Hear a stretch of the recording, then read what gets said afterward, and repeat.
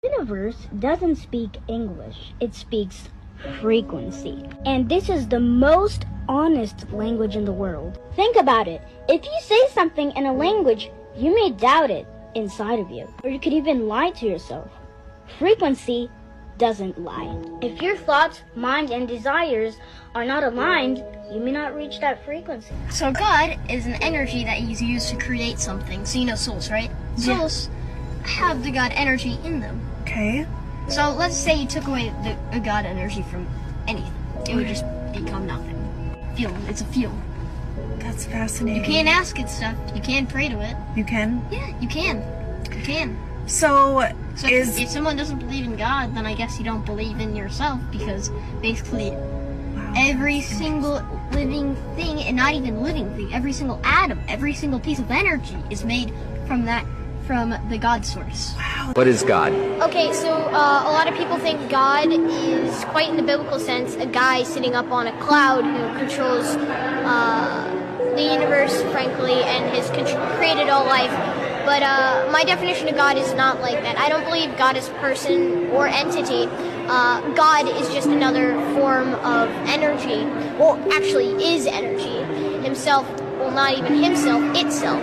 For the fact that you look at the Bible and other really, awesome but extremely vague and unreliable sources in religion that, hold these sources that we find and facts that we find, or so-called facts that we find, and really a lot of people think it's just about faith.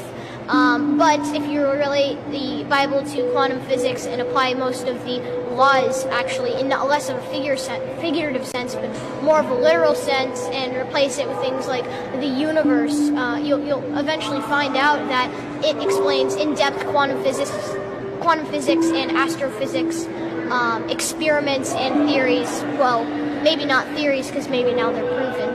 Who knows? Maybe the Bible isn't a story of something that happened on Earth, but maybe a story of how our universe began. For the fact that, honestly, I don't really buy into the literal biblical sense, like, God is literally a guy who looks like us, who sits up in an alternate realm that's in our clouds and, watches over all of us. But I guess you could say that he's an energy form that created all, and is everywhere and nowhere at the same time. God, or energy, lives within us, through us, and is us, frankly. So you said what? That God is the energy that is in us, created us, and is us.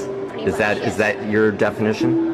Yep. I don't want to put words in your mouth. Sort of, yeah. God is energy. That's my thing. And I mean, like, you look at dimensional theory, and eventually we have, a singularity at the beginning of the universe that is energy. And then, eventually that begins to slow down in vibration due to entropy or some other law of that sort. And then, first you get photonic light, and then that slows down, and then we get matter, and then that slows down. And then who else knows what comes next? We have gravity, and then we have time, all coming in at one sense. And I mean, does that sound like origin story to you? It kind of does a little bit to me.